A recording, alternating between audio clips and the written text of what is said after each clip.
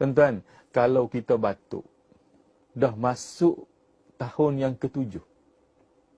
Bukan hari yang ke-7.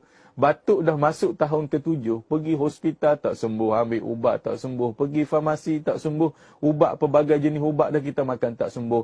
Maka kita konalah cari rawatan alternatif. Sebab kalau nak sembuh-sembuh lama dah. Bertahun-tahun dah batuk. Maka Al-Quran membekalkan kepada anda rawatan. Kepada mereka yang di luar sana batuk lama, batuk baru pun boleh cuba. Yang pertama sekali, makhluk yang paling hebat dalam batuk ni Tuhan buat pada tumbuh-tumbuhan.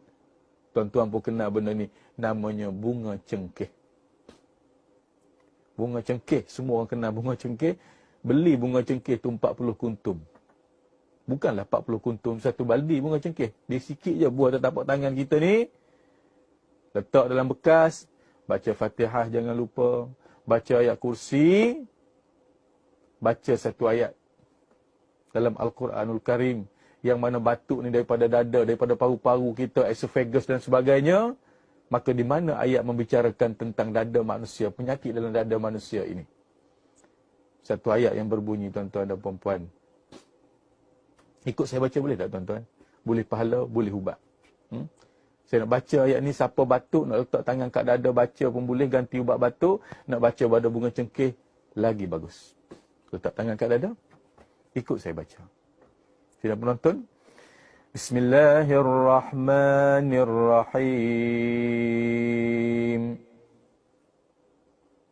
Wa shifa'un lima fis sudur. Ya Allah, ya Tuhanku, sembuhkanlah penyakit yang ada di dalam dadaku. Selamat mencuba, tuan-tuan dan puan-puan. Surah Yunus ayat 57. Ayat ni bukan saja untuk batuk. Penyakit yang ada dalam dada manusia. Apa dia? Darah tinggi, kencing manis, jantung. Semua tu ada di dalam. So, ingat.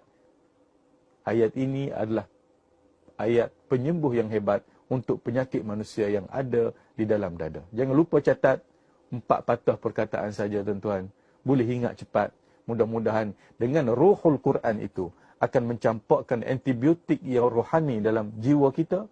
Bahkan akan menyembuhkan penyakit kita itu daripada segala gangguan. Iblis laknatullah. Okey.